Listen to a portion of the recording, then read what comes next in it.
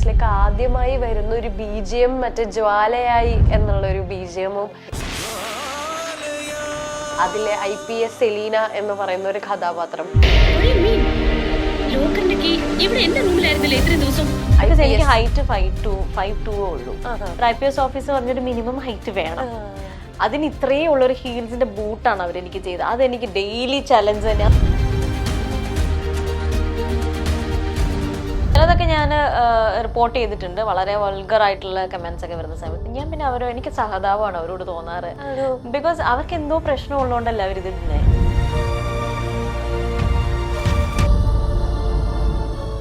പപ്പ പോയി കഴിഞ്ഞപ്പോൾ mummy 3 years back മമ്മിയും പോയി. അപ്പം പപ്പ പോയി കഴിഞ്ഞപ്പോൾ പപ്പയുടെ പഴയ സാധനങ്ങളും എല്ലാം നമ്മളിങ്ങനെ എടുത്ത് നമ്മൾ സോർട്ട് ചെയ്യുമല്ലോ. അപ്പം അങ്ങനെ നോക്കുമ്പോൾ ഒരു ഫയലും I don't care at all ഈ പബ്ലിക് ഇങ്ങനെ പറയുന്നതിനോ കാണുന്നതിനോ. എനിക്കറിയാം ഞാൻ എന്താണെന്നുള്ളത്. നമ്മൾ ഓരോ കാര്യത്തിലും നമുക്കറിയാം നമ്മൾ കടന്നു പോകുന്ന സിറ്റുവേഷൻസും കാര്യങ്ങളും നമ്മളുടെ എല്ലാം എന്താണെന്ന് നമുക്കറിയാം. മറ്റൊരാളെ അത് ബോധിപ്പിക്കേണ്ട കാര്യമില്ലല്ലോ. One word your friends used to describe you? Childish.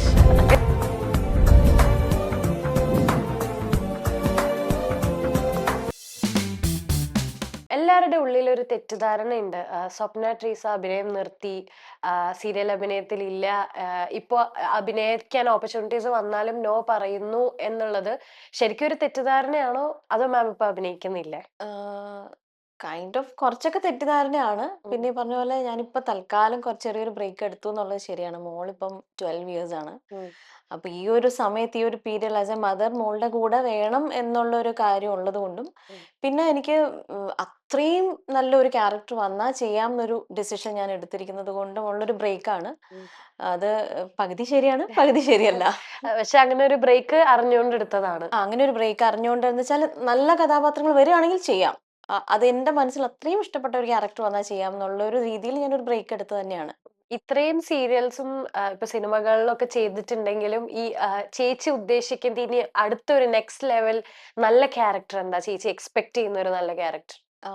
അങ്ങനെ ചോദിച്ചാൽ എനിക്ക് പെർഫോം ചെയ്യാൻ ഉള്ള എന്ത് ക്യാരക്ടറും എനിക്ക് ഇഷ്ടമാണ് ചെയ്യാൻ.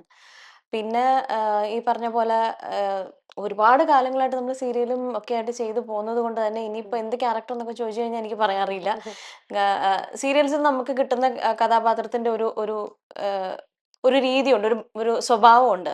നമുക്കെപ്പോഴും സീരിയൽസിൽ നമ്മളൊരു ലീഡ് റോൾ ചെയ്യുമ്പം അങ്ങനത്തെ ക്യാരക്ടേഴ്സ് ആണ് കിട്ടുക. ഇപ്പം ബോൾഡ് ആയിട്ടുള്ള കുറച്ചും കൂടെ ഇപ്പം ലാസ്റ്റ് ഞാൻ ചെയ്ത് നിർത്തിയ പ്രോജക്റ്റ് ആണ് കുറച്ചൊരു ഒരുപാട് ഇങ്ങനെ ടിപ്പിക്കൽ സീരിയൽ ക്യാരക്ടർ അല്ലാണ്ട് കുറച്ച് ബോൾഡ് ആയിട്ടുള്ള ക്യാരക്ടേഴ്സ് കിട്ടിയാൽ ചെയ്താൽ കൊള്ളാമെന്നുണ്ട്. അങ്ങനെ വരുന്നുമുണ്ട്. പിന്നെ ഞാൻ പറഞ്ഞ പോലെ മോളുടെ കൂടെ ഉണ്ടാവാന്നുള്ളതാണ് ഈ ഒരു പ്രയോറിറ്റി. ബിക്കോസ് 12 to 13 ഇയേഴ്സിലേക്കുള്ള ഒരു ട്രാവൽ എന്ന് പറഞ്ഞാൽ അവർക്ക് വളരെ ഇമ്പോർട്ടന്റ് ആണ്. നമ്മള് അമ്മമാര് കൂടെ ഉണ്ടാവണം എന്നുള്ളത്. ഒരാളെ ഉള്ളൂ, അപ്പൊ അവർക്ക് വേണ്ടി നമ്മൾ കുറച്ചൊക്കെ സാക്രിഫൈസ് ചെയ്യാന്നുള്ളത് കൊണ്ട് അതെ ടീനേജിലേക്ക് കയറുന്ന ഒരു പീരിയഡിൽ മോളാണെങ്കിൽ ഭയങ്കര അറ്റാച്ച്ഡ് ആണ് ഞാനുമായിട്ടും. ഭയങ്കര അണ്ടർസ്റ്റാൻഡിങ് ആണ്. പൊയ്ക്കോ അമ്മ ഷൂട്ടിന് പൊയ്ക്കോ എന്നൊക്കെ പറഞ്ഞാലും നമുക്കറിയാം അവർക്ക് നമ്മൾ വേണ്ട ഒരു ടൈം ഉണ്ടല്ലോ അവരുടെ കൂടെ. അപ്പൊ അത് ആ ഒരു ക്വാളിറ്റി ടൈം മോക്ക് വേണ്ടി സ്പെൻഡ് ചെയ്യാൻ തീരുമാനിച്ചിട്ടാണ് ഇപ്പൊ ഒരു ബ്രേക്ക്, അല്ലാണ്ട് എടുത്തു പോയതല്ല. ഇനി തിരിച്ചു വരും, ഡെഫിനറ്റ്ലി വരും. തിരിച്ചു വരും. അതെ, കാരണം ഇതാണ് എന്റെ ഫീൽഡ്, എനിക്ക് ഇതേ ചെയ്യാൻ അറിയൂ. സീരിയൽസിൽ സ്വപ്ന ട്രീസ അല്ലെങ്കിൽ സ്വപ്ന തെരേസ എങ്ങനെ വേണമെങ്കിലും പ്രൊനൗൺസ് ചെയ്യാൻ ട്രീസ, ഈ ഒരു പേര് കേൾക്കുന്ന സമയത്ത് എല്ലാവരുടെയും മനസ്സിലേക്ക് ആദ്യമായി വരുന്ന ഒരു ബീജിയം മറ്റേ ജ്വാലയായി എന്നുള്ള ഒരു ബീജിയമും ആ ഒരു സീരിയല് അതിലെ IPS സെലീന എന്ന് പറയുന്ന ഒരു കഥാപാത്രം, അത് കഴിഞ്ഞ് പിന്നെ ചിന്തിക്കുമ്പോ ഇപ്പൊ ഈ അടുത്ത അമ്മക്കിളിക്കൂട് ചെയ്തിരുന്നു അതിലെ ക്യാരക്ടർ. അപ്പൊ ഇങ്ങനെ എടുത്തു പറയുന്ന 2-3 ക്യാരക്ടേഴ്സ് ചേച്ചി തന്നെ ചെയ്തതിലുണ്ട്. അതിൽ ജ്വാലയായി എന്ന് പറയുന്ന സീരിയലിൽ നെടുമുടി വേണുചേട്ടനായിട്ട് നെടുമുടി വേണുചേട്ടനും അവിടെ ഉണ്ട്. ചേട്ടൻ ഇപ്പൊ നമ്മുടെ കൂടെ ഇല്ല, പക്ഷെ എന്നാലും ചേച്ചിക്ക് നെടുമുടി വേണു എന്ന് പറയുമ്പോ അല്ലെങ്കിൽ ആ സെറ്റില് ആരായിരുന്നു വേണുചേട്ടൻ, അല്ലെങ്കിൽ ചേച്ചിക്ക് എന്തായിരുന്നു? ഒരു ശരിക്കും പറഞ്ഞാൽ അതൊരു ലെജൻഡറി ആക്ടറാണ്. നമുക്ക് ഭയങ്കര മെന്റർ പോലെ ഒരു ഫീൽ ആയിരുന്നു. കാരണം ഞാനൊക്കെ വീണ്ടും ജ്വാല അല്ല എന്റെ ഫസ്റ്റ് സീരിയൽ, മന്ദാര എന്ന് പറഞ്ഞ കൈരളി വന്നൊരു സീരിയലാണ്. അത് ചെയ്തുകൊണ്ടിരിക്കുമ്പോഴാണ്, അതൊരു ഹാഫ് വേ ആയ സമയത്താണ് വീണ്ടും ജ്വാലയിലേക്ക് ക്യാരക്ടർ കിട്ടുന്നത്. അപ്പോൾ അത് ചെയ്യുമ്പോൾ എനിക്ക് ഒരുപാട് പഠിക്കാനുള്ളൊരു ഓപ്പർച്യൂണിറ്റി ഉണ്ടായി. കാരണം വേണമെങ്കിൽ വന്നിട്ട് നമുക്കൊരു ഒരു നമ്മളൊരു സീൻ ചെയ്യുമ്പോൾ നമ്മൾ ചിലപ്പോൾ ഞങ്ങൾ കുട്ടികളായിട്ടുള്ള ഒരു വളരെ എന്താ പറയാ ഒരു ടീനേജ് അല്ലെങ്കിൽ അത് കഴിഞ്ഞൊരു ജസ്റ്റ് ഒരു ഏർലി 20s ക്യാരക്ടേഴ്സ് ആണെന്നല്ലോ അത്. അപ്പോൾ ഈ പറഞ്ഞ പോലെ നമ്മൾ നിലത്തിരുന്ന് ചെയ്യേണ്ട ഒരു പെർഫോം ചെയ്യേണ്ട കാരണം നമ്മുടെ ഇറങ്ങി അത്രയും സീനിയർ ആയിട്ടുള്ള ഒരു ആക്ടർ ഇറങ്ങിയിരുന്ന് നീ ഇങ്ങനെ ഇരിക്കണം മോളെ, ഇങ്ങനെ ഇരുന്ന് ചെയ്തു തരണം എന്നൊക്കെ പറഞ്ഞ് നമ്മൾ അങ്ങനെ പെർഫോം ചെയ്ത് കാണിച്ചു തന്നിട്ടുണ്ട്. അതൊക്കെ ശരിക്കും പറഞ്ഞാൽ നമുക്കൊരു ഒരു ഭയങ്കരമായിട്ട് നമുക്കിനി ഒരിക്കലും അതിനെ കിടപിടിക്കാൻ അങ്ങനത്തെ ഒരു എന്താ പറയാ എനിക്കതിന് വേർഡ് കിട്ടുന്നില്ല. അതിനെ മാറ്റി വെക്കാൻ പറ്റിയ ഒരു ലെസൺസ് ഒന്നും നമുക്ക് കിട്ടാനില്ല എന്ന് തന്നെയാണ് ഇനി ഇപ്പത്തെ ജനറേഷനിൽ ആൾക്കാർക്ക് ഉണ്ടാവും. പക്ഷെ ആസ് ആൻ ആക്ടർ എനിക്ക് അതൊക്കെ ഭയങ്കര വാല്യൂബിൾ ആയിട്ടുള്ള മൊമെന്റ്സ് ആയിരുന്നു. ചേച്ചിയുടെ ലൈഫിൽ വേണുചേട്ടനായിട്ടുള്ള ഒരു കോമ്പിനേഷൻ എനിക്ക് തോന്നുന്നു ചേച്ചിക്ക് ഒരു റിമാർക്കബിൾ സീരിയലും അല്ലെങ്കിൽ ആ ഒരു എക്സ്പീരിയൻസും ആണെന്നുള്ളത്. അത് ആ സീരിയല് മമ്മൂക്കായാണ് പ്രൊഡ്യൂസ് ചെയ്തേന്നുള്ളത് പോലും ഞങ്ങൾ ഇപ്പോഴാണ് ശരിക്കും അത് അറിയണത്. ചേച്ചിക്ക് അത് അന്നേ അറിയായിരുന്നോ? ഞങ്ങൾക്കറിയാം, ബിക്കോസ് ഞങ്ങളുടെ പ്രൊഡ്യൂസർ മമ്മൂക്കയാണെന്ന് അറിയാം. മമ്മൂക്കയുടെ ബ്രദർ അതിൽ ആക്ട് ചെയ്യുന്നുണ്ട്. അപ്പോ നമുക്കറിയായിരുന്നു. പക്ഷെ അന്ന് തുടക്കക്കാരായതുകൊണ്ട് ഇപ്പൊ ഇപ്പൊ ചിന്തിക്കുമ്പോ അത് ഭയങ്കരമായ ഒരു സംഭവമായിട്ട് അന്ന് മേ ബി ഞങ്ങൾ അതിൽ ആക്ട് ചെയ്തുകൊണ്ടായിരിക്കും വളരെ എന്താ പറയാ എനിക്ക് കുറച്ചും കൂടി നോർമൽ ആയിട്ട് അത് ഫീൽ ചെയ്തത്. കാരണം ആ സെറ്റില് അല്ലെങ്കിൽ അവിടെ മമ്മൂട്ടി പ്രൊഡക്ഷൻ എന്ന് പറയുന്നതിൻ്റെതായ ഭയങ്കര എന്തോ നമ്മൾ ഷൂട്ടിന് പോകുന്നു തിരിച്ചു വരുന്നു അങ്ങനെയാണ്. അതിന്റെ ഒരു അല്ലെങ്കിൽ അവരുടെ ഭാഗത്തു നിന്ന് ഇടപെടലുകളോ കാര്യങ്ങളോ ഒന്നും ഉണ്ടായിട്ടില്ല. അപ്പൊ അതുകൊണ്ട് ഇപ്പം എല്ലാവരും ഇങ്ങനെ പറയുമ്പോൾ ഓഫ് മൈ ഗോഡ്, ഓക്കെ നമുക്ക് പ്രൊഡ്യൂസ് ചെയ്തൊരു സീരിയൽ ആയിരുന്നു എന്ന് പറയുന്നത് വലിയൊരു കാരണം സംഭവം. നമ്മൾ അധികം കേട്ടിട്ടില്ല. മമ്മൂട്ടി കമ്പനി എന്ന് പറയുന്ന ഒരു പ്രൊഡക്ഷൻ സിനിമയിലുണ്ടെങ്കിലും ഈ മെഗാബൈറ്റ്സ് അല്ലേ, ആ ഒരു പ്രൊഡക്ഷൻ കമ്പനി സീരിയൽ റിലേറ്റഡ് മമ്മൂക്കാക്ക് അങ്ങനെ ഒരു പ്രൊഡക്ഷൻ ഉണ്ടെന്നേ എനിക്ക് തോന്നുന്നു മെജോറിറ്റി ഓഡിയൻസിന് അറിയില്ല. അതൊരു പുതിയ കാര്യമാണ്. അതും ചേച്ചി ആ ഒരു സീരിയലിന്റെ ഭാഗമായി എന്ന് പറയുമ്പോൾ എന്നെ സംബന്ധിച്ചും എനിക്ക് ആ ഒരു കൂടുതൽ എങ്ങനെയാ മമ്മൂക്ക സെറ്റിലൊക്കെ വന്നായിരുന്നോ? ഇല്ല ഇല്ല ഇല്ല, സെറ്റിലൊന്നും വന്നിട്ടില്ല. ഞാനുള്ളപ്പോ വന്നിട്ടില്ല. ഇനി വന്നിട്ടുണ്ടോ എന്ന് എനിക്ക് അറിയില്ല. അതുകൊണ്ട് അങ്ങനെ നേരിട്ട് കാണാനുള്ള ഒരു ഓപ്പർച്യൂണിറ്റി നമ്മൾ സെറ്റിൽ നമ്മൾ അങ്ങനെ നേരിട്ട് കണ്ടിട്ടില്ല. ഈ സീരിയലിന്റെ ഒരു ഇതില് കണ്ടിട്ടില്ല. പിന്നെ എപ്പോഴെങ്കിലും കണ്ടപ്പോ പറഞ്ഞിട്ടുണ്ടോ ഞാൻ ആ സീരിയല് അങ്ങനെ അതൊരു ഒരു ഒരു ലോഞ്ച് ഓഡിയോ ലോഞ്ച് പോലെ ഒരു ഫംഗ്ഷൻ ആയിരുന്നു. അല്ല 100th ഡേ ഓഫ് ഒരു മൂവിയുടെ ഒരു ഇതിനായിരുന്നു ഞാൻ കണ്ടത്. അപ്പൊ അങ്ങനെ പോയി സംസാരിക്കാനുള്ള ഒരു ഓപ്പർച്യൂണിറ്റി ഉണ്ടായില്ല. പിന്നെ മോറോവർ ഞാൻ അന്നത് ഓർത്തുമില്ല എന്നുള്ളതാണ്. പെട്ടെന്ന് അങ്ങനെ ശ്രദ്ധിച്ചില്ല. ഞാനത് ഓക്കെ നമുക്ക് പ്രൊഡ്യൂസ് ചെയ്തൊരു സീരിയലിൽ അഭിനയിച്ചു അങ്ങനെ പറയാനുള്ളൊരു തോട്ട് പ്രോസസ് എനിക്ക് അന്നേരം ഉണ്ടായില്ല. അതാണ് മമ്മൂക്കാനെ കണ്ട ഒരു എക്സൈറ്റ്മെന്റ്. പക്ഷെ ഇപ്പൊ ഈ പറഞ്ഞ പോലെ സീരിയലിലൊന്നും ആക്റ്റീവ് അല്ലെങ്കിൽ പോലും ചേച്ചിയുടെ സോഷ്യൽ മീഡിയ ഹാൻഡിൽസിൽ അത്യാവശ്യം ആക്റ്റീവ് ആണ്. യൂട്യൂബ് ആയിക്കോട്ടെ, ഇൻസ്റ്റഗ്രാം ആയിക്കോട്ടെ. 180K followers ഇൻസ്റ്റഗ്രാമിലുണ്ട്. പക്ഷെ ഞാൻ നോക്കിയ സമയത്ത് ചേച്ചി കൊടുത്തിരിക്കുന്ന ഇന്റർവ്യൂസ് വളരെ രണ്ടെണ്ണമൊന്നും ഇല്ല തോന്നുന്നു. 1 ഇന്റർവ്യൂസ് ഒക്കെ കൊടുത്തിട്ടുള്ളൂ. അതെന്തുകൊണ്ട് ചേച്ചി ഇത്രയും സോഷ്യൽ മീഡിയയിൽ ആക്റ്റീവായി നിൽക്കുന്ന ഒരാൾ ഒരു ഇന്റർവ്യൂ ഒരു ചാറ്റ് ഷോ ഒക്കെ അത്ര നമ്മൾ സോഷ്യൽ മീഡിയയിൽ ആക്റ്റീവ് എന്ന് പറയുമ്പോൾ നമ്മൾ ഇപ്പൊ സോഷ്യൽ മീഡിയ പ്ലാറ്റ്ഫോമിലാണ് നമ്മൾ കുറെ ആഡ്സ് ആൻഡ് പ്രൊമോഷണൽ വീഡിയോസ് അങ്ങനെ ഒരു ഏരിയ അവിടെ ഉണ്ട്, അങ്ങനെ ഒരു സ്പേസ് അവിടെ ഉണ്ട്. അപ്പൊ അത് ഞാൻ വെറുതെ ഇരിക്കുന്ന സമയത്ത് എനിക്ക് എന്റേതായ രീതിയിൽ ഷോക്കേസ് ചെയ്യാൻ പറ്റുന്ന, എല്ലാവരും ചെയ്യുന്ന എല്ലാം എനിക്ക് പറ്റില്ല, എന്നെ കൊണ്ട് പറ്റുന്ന രീതിയിൽ എൻഗേജ്ഡ് ആയിരിക്കാൻ ശ്രമിക്കുന്നതാണ് സോഷ്യൽ മീഡിയയിൽ. പിന്നെ ഞാനൊരു ഇന്റർവ്യൂ കൊടുക്കുമ്പോൾ ഇപ്പൊ തന്നെ എന്നോട് നിങ്ങൾ സംസാരിച്ചപ്പോഴും എനിക്ക് ഷെയർ ചെയ്യാൻ എന്തെങ്കിലുമൊക്കെ കാര്യങ്ങൾ ഉള്ളപ്പോഴാണ് നമ്മൾ ഇന്റർവ്യൂസ് അറ്റൻഡ് ചെയ്യുന്നതിൽ കാര്യമുള്ളൂ. ഇപ്പൊ ഞാൻ എന്റെ ആക്ടിങ് കരിയറിലോ അങ്ങനെ ഒന്നിലും ആക്റ്റീവ് അല്ല. ഞാൻ ആക്ച്വലി മസ്കറ്റിലാണ് ഞങ്ങൾ സെറ്റിൽ ആയിരിക്കുന്നത്. അപ്പൊ അവിടെ വേറെ തന്നെ ഒരു ലൈഫാണ് നമ്മള്. പിന്നെ ഇപ്പൊ ഇവിടെ ഫ്രണ്ട്സും കാര്യങ്ങളൊക്കെ ഉള്ളതുകൊണ്ടാണ് ഞങ്ങൾ ഈ നാടുമായിട്ട് കുറെ കൂടെ കണക്റ്റഡ് ആയിരിക്കുന്നത്. അപ്പൊ അതൊരു റീസൺ ആണ്. പിന്നെ ഈ വെക്കേഷന് നാട്ടിൽ വരുന്ന സമയത്താണല്ലോ നമുക്ക് ഇതുപോലെ ഇന്റർവ്യൂസ് എന്തെങ്കിലും കൊടുക്കാൻ. അവിടെ എനിക്ക് തോന്നുന്നു ഇതുപോലെ പ്ലാറ്റ്ഫോംസ് വളരെ കുറവാണ്. അപ്പൊ അതൊരു റീസൺ ആണ്. അപ്പം എന്തെങ്കിലുമൊക്കെ കാര്യങ്ങൾ ഉണ്ടെങ്കിൽ ഡെഫിനറ്റ്ലി നമ്മൾ ചെയ്യും.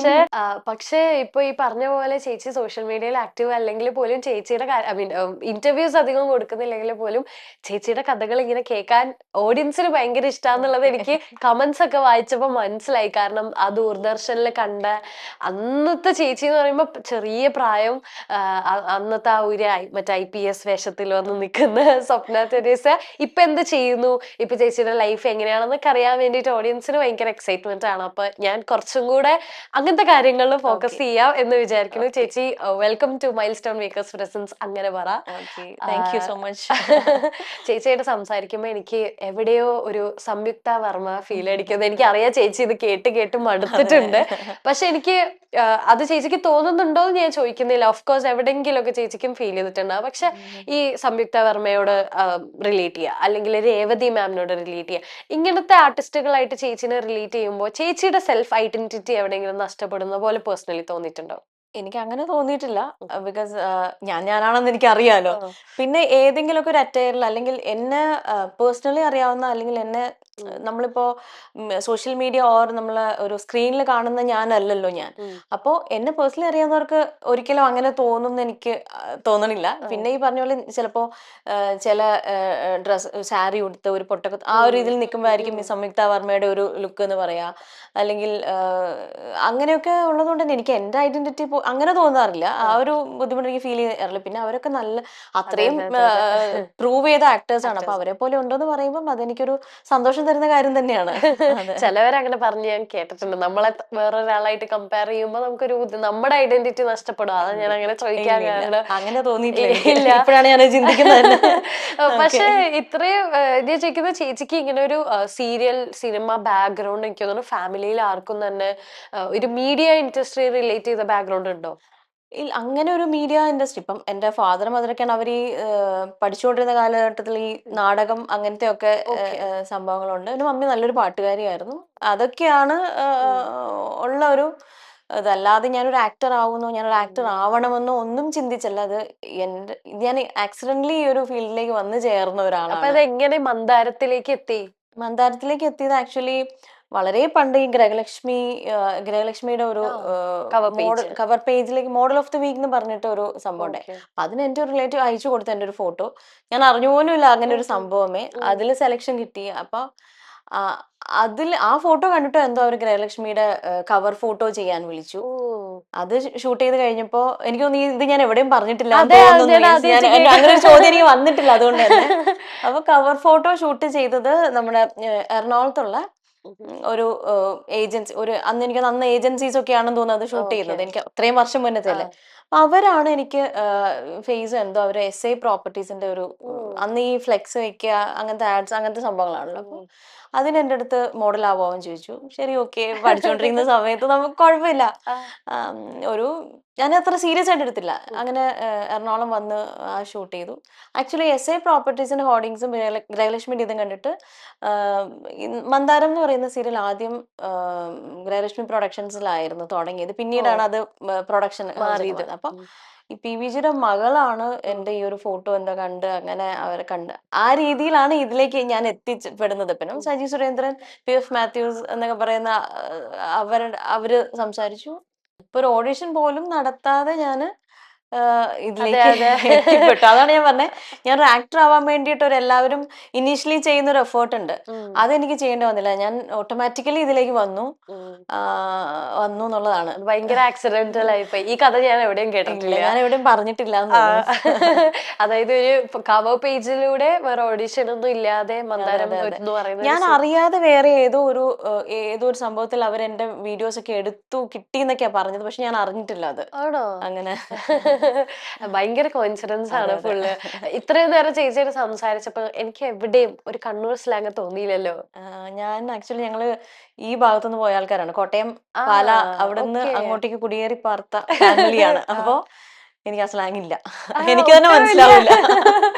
എങ്ങനെ കണ്ണൂര് പോയിട്ട് സംസാരിക്കുമ്പോ ഒന്നും ഈ സ്ലാങ് ഒരു ഞങ്ങക്ക് പ്രശ്നമേ വരത്തില്ല. അല്ല. കാരണം ഇവിടുന്ന് പോയ കുറച്ച് ഫാമിലീസ് എല്ലാവരും ഞങ്ങളുടെ വീട്ടിൽ സംസാരിക്കുന്ന ഇതാണ്. എനിക്ക് തന്നെ കണ്ണൂരുകാര് പറയുന്നത് പകുതി മനസ്സിലാവൂല.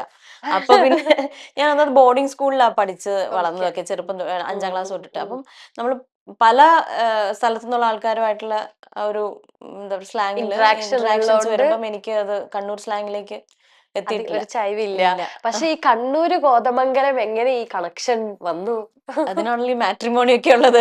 പക്ഷെ നമുക്ക് ഇപ്പോഴൊരു ഡിസ്റ്റൻസ് ഒരു ക്വസ്റ്റ്യൻ ആണല്ലോ, ഇത്രയും ദൂരത്തേക്കൊക്കെ അല്ല. കാരണം എന്റെ പേഴ്സണലി അങ്ങനെ കേട്ടോ, എന്റെ ഹസ്ബൻഡ് കണ്ണൂര്, ഞാൻ മൂവാറ്റുപുഴയാ. ഓക്കെ. പക്ഷെ ഞങ്ങള് അറേഞ്ച്ഡ് അല്ലായിരുന്നു. അല്ല. പക്ഷെ എന്നാ പോലും നമ്മൾ ചിന്തിക്കും, ഇത്രയും ദൂരെ നിന്ന് കെട്ടിക്കണോ, ഇത്രയും നമുക്ക് പ്രത്യേകിച്ച് അറേഞ്ച്ഡും കൂടെ ആകുമ്പോ നമ്മള് അടുത്തുനിന്ന് എവിടെന്നെങ്കിലും കല്യാണം കഴിച്ചാൽ മതി എന്നുള്ള ഒരു സാധനം അങ്ങനെ വരും. അവര് ചിന്തിച്ചില്ല. അതുകൊണ്ട് കല്യാണം നടന്നു. ഡിസ്റ്റൻസ് ഒരു മാറ്റർ അങ്ങനെ ആയിരുന്നില്ല. ഒരു ആ സമയത്ത് ഞാൻ ആക്ച്വലി ദുബായിലായിരുന്നു. ഈ ആലോചന നമ്മൾ നടക്കുന്ന സമയത്ത് ഞാൻ അന്നേരം ആർജെ ആയിട്ട് വർക്ക് ചെയ്യായിരുന്നു ദുബായിൽ ഏഷ്യാനെറ്റ് റേഡിയോയിൽ. അപ്പോ അങ്ങനെ ചിന്തിച്ചില്ല. ഞാൻ കണ്ണൂരുകാരിയാണ്, കോതമംഗലാണ് എന്നുള്ളൊരു ഇത് വന്നിട്ടില്ല. ആൾക്കാണെങ്കിലും ദുബായ് കണക്ട് ചെയ്ത് ബിസിനസ്സും കാര്യങ്ങളൊക്കെ ഉണ്ടായിരുന്നു. എന്നുവെച്ചാൽ ഇവിടെയാണ്, നമ്മുടെ നാട്ടിലായിരുന്നു അപ്പൊ ദുബായിലും അവർക്ക് ക്ലയൻസ് ഒക്കെ ഉള്ളത് കൊണ്ട് കുഴപ്പമില്ല എന്നുള്ള രീതിയിൽ ആണ് തിങ്ക് ചെയ്ത്. അങ്ങനെ തിങ്ക് ചെയ്തില്ല നമ്മള്. കൂടുതലും എറണാകുളം, കണ്ണൂർ വീടെന്ന് വെച്ചാലും ഞങ്ങൾ എല്ലാവരും എറണാകുളം ബേസ് ചെയ്തൊക്കെ തന്നെയായിരുന്നു കുറെ വർഷങ്ങളായിട്ട്. അതുകൊണ്ട് അങ്ങനെ ഒരു സ്ഥലപ്രശ്നവും ഉണ്ടായിരുന്നു. ഞാനിങ്ങനെ നോക്കിയപ്പോ ഞാൻ ഇങ്ങനെ ശ്രദ്ധിച്ചു അതെന്താ അങ്ങനെ. അപ്പൊ എനിക്കൊരു ഡൗട്ട്, ഇനി ലവ് മാരേജ് ലവ് മാരേജ് അല്ലായിരുന്നു, ഞങ്ങള് മാട്രിമോണി ത്രൂ ആണ്. അങ്ങനെ ഇപ്പൊ എന്റെ ഹസ്ബൻഡ് കണ്ണൂർ എല്ലാരും അത് പറയുമായിരുന്നു. എന്റെ ഹസ്ബൻഡിന്റെ ബ്രദർ കല്യാണം കഴിച്ച കാസർഗോഡ് നിന്നാണ്. അതെപ്പോഴും പറയും, നിങ്ങളിങ്ങനെ അത്രയും ദൂരം പോയി നോക്കി കണ്ടുപിടിച്ചെന്ന് പറയും. അപ്പൊ ഈ ഫിലിം ഇൻഡസ്ട്രിയിൽ വന്നതിന് ശേഷമല്ലായിരുന്നോ ചേച്ചിയുടെ മാരേജ് ഉണ്ടായിരുന്നത്, ആക്ടിങ്? അപ്പൊ നമ്മൾ സാധാരണ ഇങ്ങനെ പറയും, ഈ ഒരു ഫീൽഡായിട്ട് ഒരു ബന്ധമില്ലാത്ത ആൾക്കാരെ എങ്ങനെ നമ്മൾ കൺവിൻസ് ചെയ്തെടുക്കും എന്നുള്ളത്. ആക്ടിങ് എപ്പോഴെങ്കിലും അങ്ങനെ പറയേണ്ട സാഹചര്യം വന്നിട്ടുണ്ടോ? ഇല്ല, എനിക്കൊന്ന് അവരുടെ ഫാമിലി ഫിലിമായിട്ടൊക്കെ ഏതെങ്കിലുമൊക്കെ രീതിയിൽ, ഡയറക്റ്റ് അല്ലെങ്കിലും ഇൻഡയറക്ട്ലി കണക്ഷൻസും കാര്യങ്ങളൊക്കെ ഉള്ള ആൾക്കാരാണ്. പിന്നെ അവർ ഭയങ്കരമായിട്ട് ഈ ഒരു ഫീൽഡിനെ, ഹസ്ബൻഡിന്റെ ഫാമിലി ഈ ഒരു ഫീൽഡിനെ ഭയങ്കരമായിട്ട് റെസ്പെക്ട് ചെയ്യുന്ന ആൾക്കാരാണ്. ഈവൻ ഞാൻ കല്യാണം കഴിഞ്ഞ് പ്രഗ്നന്റ് ഒക്കെ ആയി കഴിഞ്ഞ് കഴിഞ്ഞപ്പോൾ, ഞാൻ അതിന് മുന്നേ എന്നാലും ഒരു ബ്രേക്ക്, അഭിനയം തൽക്കാലം ഒന്ന് ബ്രേക്ക് എന്നിട്ടാണ് ഞാൻ ആർജെയിലേക്ക് പോയത്. അപ്പൊ അതിന് പോയിട്ട് തിരിച്ചു വന്ന് മോള് പ്രഗ്നന്റ് ആയപ്പോ എനിക്ക് അത് വിട്ട് പോരേണ്ടി വന്നു, നാട്ടിലേക്ക് പോരേണ്ടി വന്നു. മോൾക്കൊരു 9 months ഒക്കെ ആയപ്പോൾ എനിക്ക് കോൾസ് വന്നു തുടങ്ങി. നാട്ടിലുണ്ടെന്ന് പറഞ്ഞ് എനിക്ക് ആക്ടിങ്ങിന് കോൾസ് വന്നു തുടങ്ങി. ഞാൻ ചെയ്യുന്നില്ല എന്ന് വിചാരിച്ചപ്പോഴും ഹസ്ബൻഡിന്റെ ഫാമിലിയാണ് എൻ്റെ അടുത്ത്, ഇങ്ങനെ എല്ലാവർക്കും എപ്പോഴും വരില്ലല്ലോ, അവസരങ്ങൾ അങ്ങനെ കിട്ടില്ല, ചെയ്യ് എന്ന് പറഞ്ഞ് എന്നെ അവരാണ് എൻകറേജ് ചെയ്തത്. അതുകൊണ്ട് തന്നെ ഈ ഇൻഡസ്ട്രീനെ നന്നായിട്ട് റെസ്പെക്ട് ചെയ്യുന്ന ആൾക്കാരാണ്. ഒരു കല എന്ന് പറയുന്ന ഇൻഡസ്ട്രി, അത് ഏത് കലയിൽ ഏത് മേഖലയായാലും അവർ നന്നായിട്ട് അതിനെ റെസ്പെക്ട് ചെയ്യുന്നുണ്ട്. ഈ പണ്ടത്തെ സീരിയലിന്ന് ഇപ്പത്തെ സീരിയലിൽ നോക്കുന്ന സമയത്ത് ചേച്ചിക്ക് എന്തെങ്കിലും ഒരു ഡിഫറൻസ് ഫീൽ ചെയ്യുന്നുണ്ടോ? ഇപ്പത്തെ ഒരു ആക്ടിങ് മെത്തേഡ്, കാരണം പണ്ടൊക്കെ ദൂരദർശനിൽ എന്ന് പറയുമ്പോ ഞാനൊന്നും ജനിച്ചിട്ടില്ല. ആ സമയത്താണ് ചേച്ചിയൊക്കെ സീരിയലിൽ അഭിനയിക്കണേ. അപ്പൊ അത്രയും എക്സ്പീരിയൻസ്ഡ് ആണ്. അന്നത്തെ ഒരു കാഴ്ചപ്പാടും അല്ല ഇന്നത്തെ സീരിയലിന് ആൾക്കാർക്ക് ഉള്ളത്. പിന്നെ ഈ പറയണ പോലെ ഇപ്പോ ആ പഴയ സീരിയലിന്റെ കട്ട്സ് ഒക്കെ ഇങ്ങനെ ഇൻസ്റ്റാഗ്രാമിൽ വരുന്നുണ്ട്. അതൊക്കെ ചേച്ചി കണ്ടായിരുന്നോ? കാണാറുണ്ട്. ചിലർക്ക് എനിക്ക് അയച്ചു തരും. ഞാൻ അവിടെ കൂടുതലാകുന്ന സമയത്ത് ചിലപ്പം നമുക്ക് ഈ പറഞ്ഞ ഒരു എല്ലാ ഇവിടെ നിന്നുള്ള റീൽസും എല്ലാം എനിക്ക് ചിലപ്പോൾ എന്റെ ഫീഡിൽ അൽഗോരിതത്തിന്റെ ഇഷ്യൂ ഉള്ളതുണ്ട്. അപ്പം പലരും അയച്ചു തരുമ്പം ഞാൻ അങ്ങനെ കയറി നോക്കി കാണാറുണ്ട്, സന്തോഷം തോന്നാറുണ്ട്. മാളൂട്ടിയൊക്കെ എന്റെ മോൾ ഉണ്ടായതിനു ശേഷം, ഒത്തിരി പഴയതല്ല. എന്നാലും ഞാൻ പറയുവാ, നമുക്ക് അതൊക്കെ കാണുന്ന സമയത്ത് പിന്നെയും ആ ഓർമ്മകളിലേക്ക് എല്ലാരും പോകുന്ന രീതിയിൽ. അപ്പൊ ഈ നമ്മുടെ ആക്ടിങ്ങില് എന്തെങ്കിലും ഒരു പെർട്ടിക്കുലർ ചേഞ്ച് ചേച്ചിക്ക് ഫീൽ ചെയ്യുന്നു അന്നത്തെ സീരിയലും ഇന്നത്തെ സീരിയലും? നന്നായിട്ട് വ്യത്യാസമുണ്ട്. അത് അന്ന് പണ്ട് കാലത്തെ സീരിയൽ കണ്ട് ഇപ്പോഴും എന്തുകൊണ്ടാണ് ഞാൻ എത്രയോ സീരിയൽസ് ഞാൻ ചെയ്തു. ഞാൻ 2005 സ്റ്റാർട്ട് ചെയ്ത ആക്ടിങ്. അപ്പോ അന്ന് തൊട്ട് ഇന്ന് വരെ ഞാൻ ഒരുപാട്, മേ ബി മോർ ദാൻ 20, എനിക്കറിയത്തില്ല, ഞാൻ മേ ബി അത്രയെങ്കിലും 20 എങ്കിലും ഞാൻ ചെയ്തിട്ടുണ്ടാവണം. മലയാളത്തിലെ എല്ലാ ചാനൽസിലും ഞാൻ ചെയ്തിട്ടുമുണ്ട്. എന്നിട്ടും ആൾക്കാർ ഇപ്പോഴും എന്നോട് മന്ദാരം, വീണ്ടും ജ്വാലയായി, ഈ 2 സീരിയലിന്റെ പേരാണ് പറയുന്നത്. എന്റെ ഏറ്റവും ഫസ്റ്റ് 2 സീരിയൽസ് ആണ് ഇപ്പോഴും എന്റെ എല്ലാ കമന്റ്സിലും വരുന്നത്. അതിന്റെ അർത്ഥം അത് സംതിങ് ഡിഫറെന്റ് എന്നുള്ളൊരു ഫീൽ ഉള്ളത് കൊണ്ട് തന്നെ ആയിരിക്കുമല്ലോ. പിന്നെ ഇപ്പത്തെ പോലെ ഇങ്ങനെ ഒരുപാട് എത്രയാ 1000 അല്ലെങ്കിൽ 500 എപ്പിസോഡ് പോകുന്ന ഒരു രീതി അല്ല അന്ന്. അന്ന് ചെറിയ കുറച്ച് എപ്പിസോഡ്സ് ആയിരിക്കും. 500 എപ്പിസോഡൊക്കെ പോവാന്ന് പറയുന്നത് എനിക്ക് തോന്നുന്നു കുറേ നാളുകൾക്ക് ശേഷം അങ്ങനെ ഒരു ഇതിലേക്കൊക്കെ വന്നത്. അപ്പം ഈ ഒരു ചെറിയ പീരീഡ് കൊണ്ട് നമ്മൾ ആ കഥ പറഞ്ഞ് തീർക്കുമ്പോൾ വേണ്ടാത്ത ഒന്നും അതിൽ കേറില്ല. കഥ മാത്രമേ നമ്മൾ പറയുന്നുള്ളൂ. എവിടെ ഒരു റിയലിസ്റ്റിക് രീതി അതിനകത്ത് ഉണ്ടായിരുന്നു. ഇപ്പം എന്ന് പറയുമ്പോൾ കുറച്ചും കൂടെ അതൊരു, എനിക്ക് പേഴ്സണലി തോന്നിയത് അതൊരു പ്രശ്നമാവുമെന്നോലും അറിയില്ല, എനിക്ക് പേഴ്സണലി തോന്നിയത് ഒരു ബിസിനസ് മാത്രമായി മാറി തോന്നാറുണ്ട് ചിലപ്പോഴൊക്കെ. പക്ഷെ പിന്നെയും ആക്ടിങ് ഇഷ്ടമായതുകൊണ്ട് നമ്മൾ വീണ്ടും തിരിച്ച് അതിലേക്ക് തന്നെ എത്തും. പക്ഷെ ഇത്രയും സീരിയൽസ് ചെയ്തിട്ടു ചേച്ചി 2014 ഹലോ നമസ്തേ എന്ന് പറയുന്ന ഒരു മൂവി ചെയ്യണത്. 16 16ആണോ? അതെ. സോറി. പക്ഷെ അപ്പൊ ചേച്ചിയുടെ ഒരു ഫസ്റ്റ് മൂവി അല്ലായിരുന്നോ ഹലോ അതെ, നമസ്തേ അതെ, അതെ. എന്നുള്ളത്? അപ്പൊ ഇത്രയും സീരിയൽസ് ചെയ്തിട്ടും എന്തേ മൂവിയിലേക്ക് എത്താൻ ഇത്ര വൈകിയേ? ഞാനത് സീരിയസ് ആയിട്ട് ചിന്തിച്ചിരുന്നില്ല എന്നുള്ളതാണ്. ഇപ്പൊ ഞാനത് റിഗ്രറ്റ് ചെയ്യുന്നുണ്ട്, ചിന്തിക്കാമായിരുന്നു എന്ന്. ആ, അന്ന് ഞാൻ സീരിയല് എനിക്ക് ബാക്ക് ടു ബാക്ക് സീരിയൽസ് ഉണ്ട്. അതെ. ഈ ഈ പറഞ്ഞ പോലെ പണ്ടത്തെ വ്യത്യാസമുണ്ട്, ഒരേ സമയത്ത് നമുക്ക് എല്ലാ ചാനലുകളിലും ചെയ്യാം. ചെയ്യാം. അല്ലാണ്ട് ഇപ്പൊ ഈ ചാനൽ വാർസ് അങ്ങനത്തെ പ്രശ്നങ്ങളൊന്നുമില്ല. എഗ്രിമെന്റ് അങ്ങനെ എഗ്രിമെന്റോ ഒന്നുമില്ല. എഗ്രിമെന്റും ഉണ്ടാവും, പക്ഷേങ്കിൽ നമുക്ക് വേറെ ചാനലിൽ ചെയ്യാൻ പാടില്ല എന്ന് പറയുന്ന ഒരു ചാനൽ ഇല്ല. തമ്മിലുള്ള ഓക്കെ ഫൈറ്റ് ഓക്കെ അന്നില്ല. Okay okay. ഇത്രയും ഈ TRP ഇഷ്യൂസ് അത് കേറിയിട്ടുള്ള പ്രശ്നങ്ങൾ, അങ്ങനത്തെ ഓ. ഫൈറ്റ് ഇല്ല അന്ന്. അപ്പൊ അതുകൊണ്ട് തന്നെ നമ്മൾ ഹീറോയിൻ ആയിട്ട് ചെയ്താൽ പോലും എനിക്ക് 3 ചാനലിലും അറ്റ് എ ടൈം എനിക്ക് ചെയ്യാം. 3 ആ. സീരിയലൊക്കെ ഞാൻ ചെയ്തിട്ടുണ്ട് ഒരേ ആഹാഹാ. സമയത്ത്. പിന്നെ ഞാൻ തമിഴും അതെ അതെ. ചെയ്യാറുണ്ടായിരുന്നു. അപ്പോ ആ ഒരു സമയത്ത് നമുക്ക് സിനിമ എന്ന് ചിന്തിക്കാനുള്ള ഒരു ടൈം ഇല്ല. കാരണം നമ്മൾ ഓ. എല്ലാ 30 ഡേയ്സും വർക്കാണ്, എൻഗേജ്ഡ് ആണ്. അപ്പം സിനിമയെക്കുറിച്ച് അന്ന് ഞാൻ സീരിയസ് ആയിട്ട് ചിന്തിച്ചിരുന്നില്ല. അതിനുവേണ്ടി മാറ്റിവെക്കാൻ ഇവിടെ ഒരു സ്പേസ് ഉണ്ട്. ഇവിടെ ഞാൻ ഉം. ഹാപ്പി ആയിരുന്നു. ആ. പക്ഷെ ഇപ്പൊ മേ ബി ഇപ്പൊ ചിന്തിക്കുമ്പോ ചിന്തിക്കുമ്പോ ചെയ്യാമായിരുന്നു എന്ന് ഒരു ചെറിയ തോന്നാറുണ്ട്. റിഗ്രറ്റ്. അതെ, അതെ, അതെ. പക്ഷെ ചെയ്ത മൂവി നല്ല ഹലോ നമസ്തേ ഒരു വലിയ ക്രൂ ആയിരുന്നു നല്ല ശരിക്കും പറഞ്ഞു മൂവിയായിരുന്നു. കഴിഞ്ഞാൽ. അതെ, അതെ. പാവന ചേച്ചി ആയിക്കോട്ടെ, നമ്മളെ മിയ ചേച്ചി ആയിക്കോട്ടെ, അതെ, അതെ. അത് എല്ലാവരും അത്യാവശ്യം വിനയ് ഫോർട്ട് എല്ലാവരും വിനയ് ഫോർട്ട്, ഉണ്ടായിരുന്നു. സഞ്ജു. സഞ്ജു, ഓക്കെ. മുകേഷ് ഏട്ടന്റെ വൈഫായിട്ടാണല്ലോ വൈഫായിട്ടായിരുന്നു ചെയ്തത്. ചെയ്യുന്നത്. അതെ, അതെ, അതെ. അതിലെനിക്ക് തോന്നുന്നു മിയ ചേച്ചിയുടെ ബ്രദറിന്റെ വൈഫായിട്ട്, സിസ്റ്റർ ഇൻ ലോ ഇങ്ങനെ ആയിട്ട്. സിസ്റ്റർ അതെ, ഇൻ ലോ അതെ. ആയിട്ട്.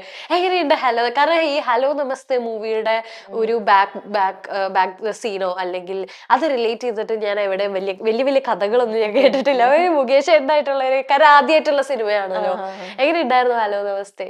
നല്ല എക്സ്പീരിയൻസ് ആയിരുന്നു എനിക്ക്. ഒന്നാമത് എനിക്ക് പേഴ്സണലി അതിന്റെ റൈറ്ററെ എനിക്ക് നന്നായിട്ട് അറിയാമായിരുന്നു. അങ്ങനെ മൂവി ചെയ്തപ്പം എനിക്ക് അങ്ങനെ ഒരു ഇതുണ്ടായിരുന്നു. എനിക്ക് അറിയാവുന്ന ഒരു ആൾക്കാരുടെ കൂടെ ചെയ്തു ഓക്കെ തുടങ്ങണം. ഓക്കെ. കാരണം ഞാൻ കംഫർട്ടബിൾ ആയിരിക്കണം. ഞാൻ എന്ത് ജോബ് ചെയ്താലും ഞാൻ കംഫർട്ടബിൾ ആയിരിക്കണം എന്നുള്ളത് എനിക്ക് ഭയങ്കര നിർബന്ധമാണ്. നിർബന്ധം. അതിനകത്ത് വേറെ ഒന്നുമല്ല എൻ്റെ മെയിൻ പ്രയോറിറ്റി. ഞാൻ ഹാപ്പി ആയിരിക്കണം എന്നുള്ളതാണ്. ബിക്കോസ് നമ്മൾ എന്ത് ചെയ്താലും നമ്മൾ ഹാപ്പി ആയിട്ടല്ലേ അതെ അതെ കാര്യമുള്ളൂ. അതെ അതെ. അപ്പോ ഞാൻ സിനിമ ചെയ്തപ്പോൾ ഈ പറഞ്ഞ പോലെ അതിന്റെ റൈറ്റർ വളരെ ഞങ്ങൾ ഫാമിലി ആയിട്ട് ക്ലോസ് ആയിരുന്നു.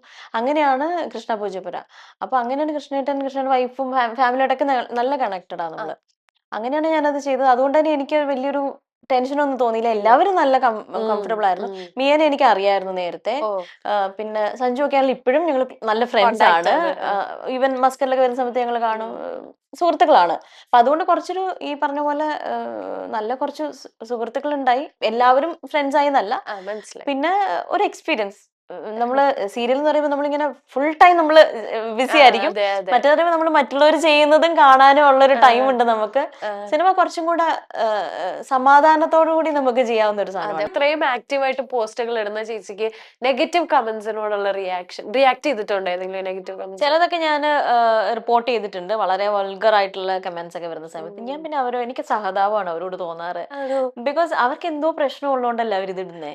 അവർ നോർമൽ ആണെങ്കിൽ അവർ ഇടുവോ? ഞാൻ അങ്ങനെ ചിന്തിക്കുന്നത്. ബിക്കോസ് ഇൻസ്റ്റാഗ്രാമിൽ ഈ നെഗറ്റീവ് കമന്റ്സ് ഇടുന്ന ആൾക്കാർ നോർമൽ അല്ല എന്നാണ് ഞാൻ തിങ്ക് ചെയ്യുന്നത്. ബിക്കോസ് അവര് ഓക്കെ ആണെങ്കിൽ അവരങ്ങനെ ഇടില്ല. അവർക്ക് എന്തോ പ്രശ്നമുണ്ട്. അവർ ഓക്കെ അല്ല. അപ്പൊ പാവങ്ങള് പോട്ടെ. എന്തോ വയ്യാത്തവർ ഇടുന്ന കാര്യത്തിനെ കുറിച്ച് നമ്മൾ എന്തിനിങ്ങനെ വറി ചെയ്യുന്നതെന്നുള്ളതൊക്കെ. ഇന്നലെ ഞാനും ഷഫ്നയും ഗോപിയും കൂടെ ഇരുന്ന് ഇതിനെ കുറിച്ച്, ഈ നെഗറ്റീവ് കമന്റ്സിനെ കുറിച്ച് ഡിസ്കസ് ചെയ്തേ ഉള്ളൂ. അപ്പം എൻ- എൻ- അവർക്ക് അതുകൊണ്ട് എന്താണ് കിട്ടുന്നതെന്ന് അവർക്ക് തന്നെ അറിയില്ല. അതാണ്. അപ്പൊ അത് നമ്മൾ ഈ സുഖമില്ലാത്ത ആൾക്കാരെ കാണുമ്പോൾ പോട്ടെ, സുഖമില്ലാത്ത കുട്ടിയാ വിട്ടേക്കെന്ന് പറയില്ലേ, അത്രേ ഉള്ളൂ.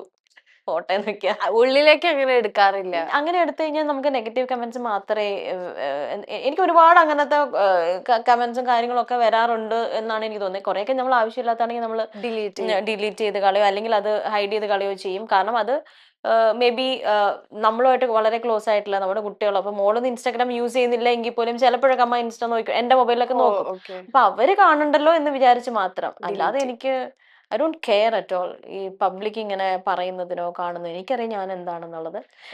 നമ്മൾ ഓരോ കാര്യത്തിലും നമുക്കറിയാം നമ്മൾ കടന്നു പോകുന്ന സിറ്റുവേഷൻസും കാര്യങ്ങളും നമ്മളുടെ എല്ലാം എന്താണെന്ന് നമുക്കറിയാം. അതെ അതെ. മറ്റൊരാളെ അത് ബോധിപ്പിക്കേണ്ട കാര്യമില്ലല്ലോ. സുഖമില്ലാത്ത കൊച്ചല്ലേ, പോട്ടെ.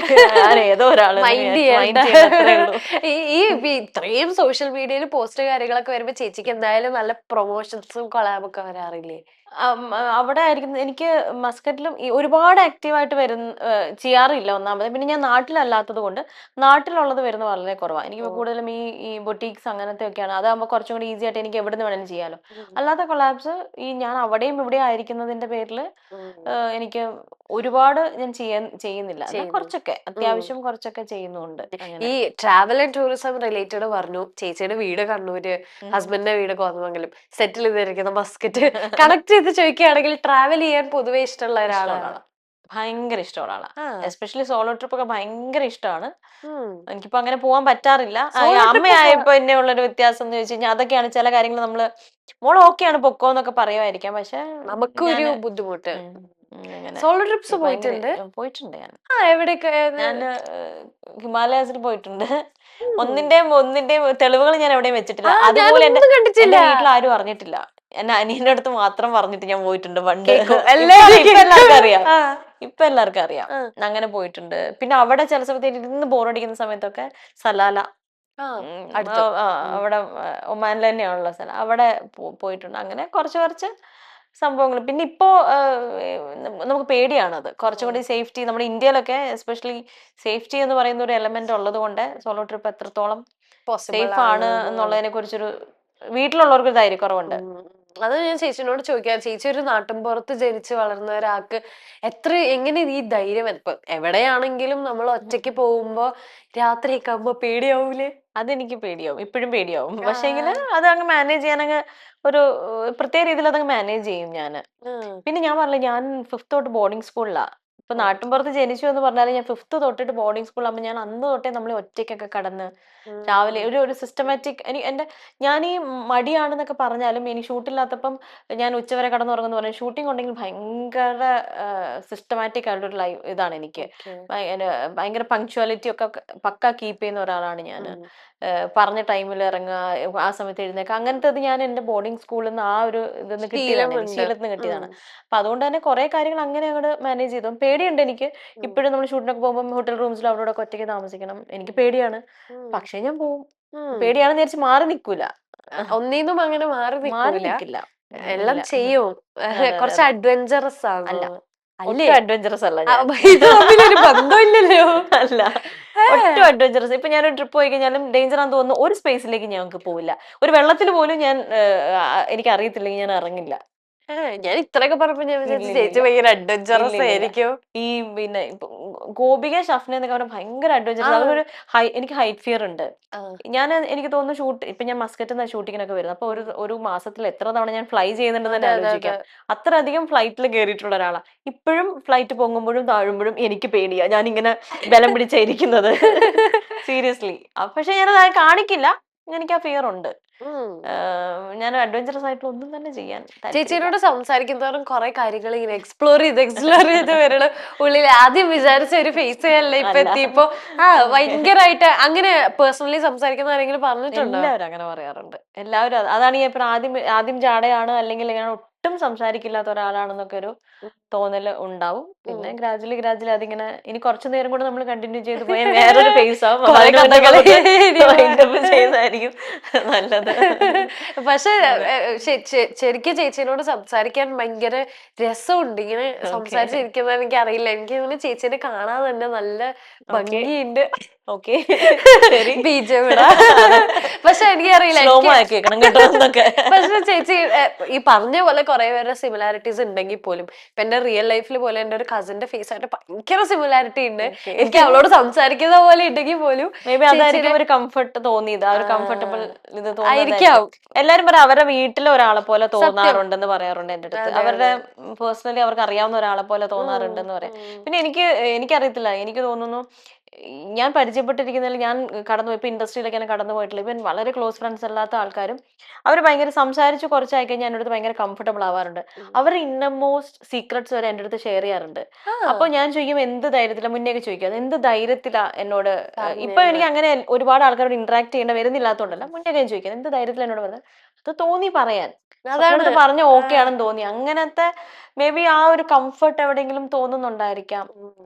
അപ്പൊ എന്റെ ഹസ്ബൻഡ് ഒക്കെ പറയും എങ്ങനെയാണോ അവർക്ക് അതൊക്കെ തോന്നുന്നത്, അവർക്ക് അറിയത്തില്ലല്ലോ ഒറിജിനൽ സ്വഭാവം എന്ന് എന്റെ അടുത്ത് പറയാറുണ്ട്. ഒരു ഹസ്ബൻഡിനെ കൂടെ വിളിച്ചിട്ട് ഞാൻ നേരത്തെ ചോദിച്ച ബാഡ് ഹാബിറ്റ്സ് ഒക്കെ ചേട്ടനോട് കൂടെ ചോദിക്കാം. അപ്പൊ മിണ്ടില്ല ആള്, ഒരു അക്ഷരം മിണ്ടില്ല, ഒരു ചിരി മാത്രം കിട്ടും. സൈലന്റ് ആണോ പൊതുവെ? അത്യാവശ്യം സൈലന്റ് നേച്ചറാണ്, സോഫ്റ്റ് നേച്ചറാണ് പുള്ളിക്ക്. പക്ഷെ ഈ പറഞ്ഞ പോലെ ഒരു പേഴ്സണൽ സ്പേസിൽ അത്യാവശ്യം വയലന്റ് എന്ന് വെച്ചാൽ ദേഷ്യമല്ല ഞാൻ ഉദ്ദേശിക്കുന്നത്, കുറച്ച് ഹൈപ്പർ ആണ്. അത്യാവശ്യം ആളുടെ ഒരു ആക്റ്റീവ് ഇത് നമ്മൾ കാണും. അല്ലെങ്കിൽ വളരെ സൈലന്റ് ആണ്, ചിരി മാത്രമേ ഉണ്ടാവുള്ളൂ. അപ്പൊ ഈ സൈലന്റ് ആയിട്ട് നിൽക്കുന്ന ചേട്ടനും ഭയങ്കര ആക്റ്റീവായിട്ട് നിൽക്കുന്ന ചേച്ചിയും തമ്മിലുള്ള ഈ നിങ്ങൾ തമ്മിൽ ആ ഒരു റാപ്പോ എങ്ങനെ നിങ്ങൾ മെയിൻറ്റെയിൻ ചെയ്തു പോകുന്നത്?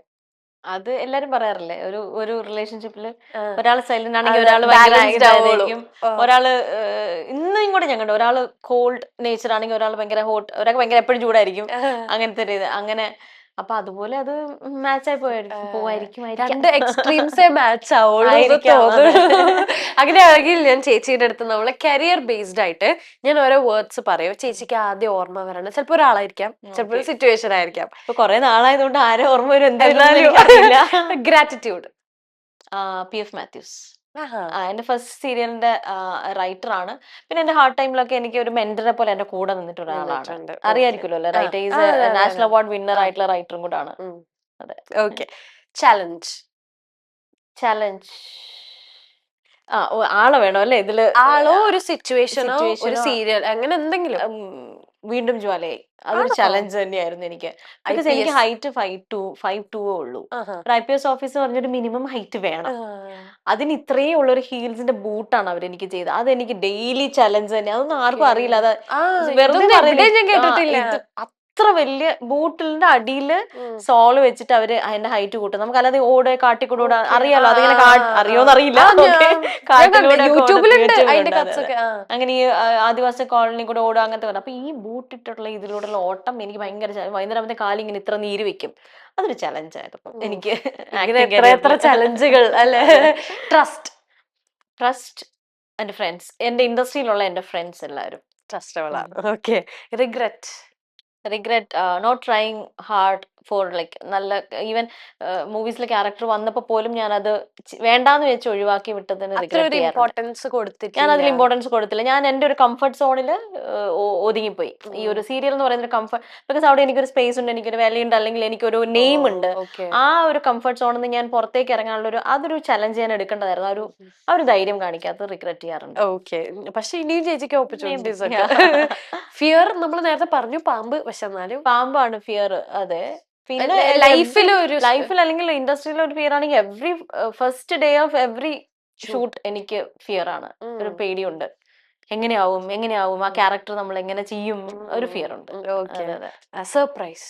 സർപ്രൈസ് ഇത്തവണത്തെ എന്റെ സർപ്രൈസ് ആയിരുന്നു എന്റെ ബർത്ത്ഡേക്ക്. അത് ഞാൻ മറക്കൂല. എന്റെ ബർത്ത്ഡേക്ക്, കാരണം എനിക്ക് സർപ്രൈസസ് കിട്ടുന്നത് വളരെ കുറവായിരുന്നു. അപ്പൊ ഞാൻ ഇങ്ങനെ എല്ലാവരോടും എന്നെ എന്തെങ്കിലുമൊക്കെ സർപ്രൈസ് ചെയ്യണം കേട്ടോ, എന്നെ എന്തെങ്കിലുമൊക്കെ സർപ്രൈസ് ചെയ്യണം കേട്ടോ എന്ന് പറഞ്ഞുകൊണ്ടിരുന്നു ഞാൻ പണ്ട് കുറെ നാൾ തൊട്ട്. ഇവരെല്ലാം ഒരുപാട് സർപ്രൈസുകൾ പ്ലാൻ ചെയ്യുകയും ചെയ്തു. അങ്ങനെ ഇരിക്കുകയാണ് എന്റെ പപ്പയുടെ ഇൻസിഡന്റ് ഉണ്ട്. അപ്പൊ ഇവർക്ക് ചെയ്യണ്ടോ അങ്ങനെ കൺഫ്യൂഷൻ ആയി. ഹസ്ബൻഡ് അടുത്ത് ചോദിച്ചു. ഫ്രണ്ട്സ് ആണേലും ഈവൻ എന്റെ ഒരു ഫ്രണ്ട് ഫ്രം സ്വിറ്റ്സർലൻഡിൽ നിന്ന് വന്നിരുന്നു. ആള് പോലും പ്ലാൻ ചെയ്തു. ജൂലൈ 2 ആണ്. ജൂലൈ 2 പോയി മീറ്റ് ചെയ്യാം. എന്റെ ഫ്രണ്ട്സ് പ്ലാൻ ചെയ്തു. അങ്ങനെ വിചാരിക്കാത്ത രീതിയിൽ ഒരുപാട് പ്ലാനിങ് നടന്നിട്ട് അന്ന് എനിക്ക് ഡയറിയും വോമിറ്റിങ്ങും പിടിച്ച് ഞാൻ കടന്നുപോയി. അന്ന് നൈറ്റ്, അതായത് ഗോപികയുടെ വീട്ടിലായിരുന്നു ഞങ്ങള്, കാലിക്കറ്റ് ആയിരുന്നു ഞാൻ ആ സമയത്ത് ഉണ്ടായിരുന്നു. ബർത്ത്ഡേ ആഘോഷിക്കാൻ വേണ്ടി തന്നെ അവരെന്നെ അവിടെ പുഷ് ചെയ്ത് അവിടെ എത്തിച്ചതാണ്. എന്നിട്ട് അന്ന് ഒന്ന് ആലോചിച്ച് നോക്കണം, നെക്സ്റ്റ് റൂമിൽ അവരുണ്ട്, ആന്റിയും GP ഗോപി എല്ലാം ഉണ്ട്, മോളുണ്ട്. ഇപ്പുറത്തെ റൂമിൽ ഞാൻ വൊമിറ്റ് ചെയ്ത് കിടക്കാണ്. എന്നിട്ട് ബർത്ത്ഡേക്ക് 12 മണിക്ക് എനിക്ക് മെസ്സേജ് അയച്ച് എന്റെ അടുത്ത് വിഷ് ചെയ്യേണ്ടി വന്നു ആൾക്ക്. അത് ചീറ്റിപ്പോയ സർപ്രൈസ് ആണ്. പിറ്റേ ദിവസം അവർ ഭയങ്കരമായിട്ട് അത് പറ്റുന്ന രീതിയിൽ, പക്ഷെ അവർ വിചാരിച്ച രീതിയിൽ അവർക്ക് ചെയ്യാൻ പറ്റിയില്ല. അപ്പൊ ഞാൻ സർപ്രൈസ് എന്ന് പറയുമ്പോൾ എപ്പോഴും എനിക്ക് വിധിച്ചിട്ടില്ല എന്ന് തോന്നുന്നു സർപ്രൈസ് ഒന്നും. സർപ്രൈസ് കൊടുക്കാറുണ്ടോ? കൊടുക്കാൻ ഭയങ്കര ഇഷ്ടമാണ്. ചേഞ്ച് ഇൻ മീ, ഒരു സെലിബ്രിറ്റി സ്റ്റാറ്റസ് ഒക്കെ വന്നപ്പോ ആ ചേഞ്ച് ആണ്. ആക്ടിംഗിലേക്ക് വന്നപ്പോ എനിക്ക് ഭയങ്കരമായ ചേഞ്ച് വന്നില്ല. പിന്നെ ഈ പറഞ്ഞ പോലെ ആൾക്കാരെ മനസ്സിലാക്കി അടുപ്പിക്കാൻ, അങ്ങനെ പണ്ടെന്ന് വെച്ചാൽ എല്ലാവരെയും ട്രസ്റ്റ് ചെയ്യായിരുന്നു ഞാൻ. എല്ലാരും ആരെന്ത് പറഞ്ഞാലും വിശ്വസിക്കായിരുന്നു ഞാൻ. അത്രയും ഒരു ഒന്നും ഇങ്ങനെ തിങ്ക് ചെയ്താൽ ശരിയാണോ. പക്ഷെ ഇപ്പൊ അങ്ങനെയല്ല. എല്ലാം കേൾക്കും, വേണ്ടത് മാത്രം എടുക്കും. എല്ലാരും വിശ്വസിക്കില്ല ഞാൻ. Luck my family. ഈ ആളുകള് വന്ന് സംസാരിക്കുമ്പോ ചേച്ചിക്ക് എങ്ങനെയാ എന്ന് വെച്ചാ ആണോ?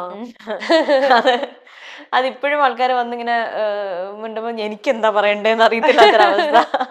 ഓക്കെ.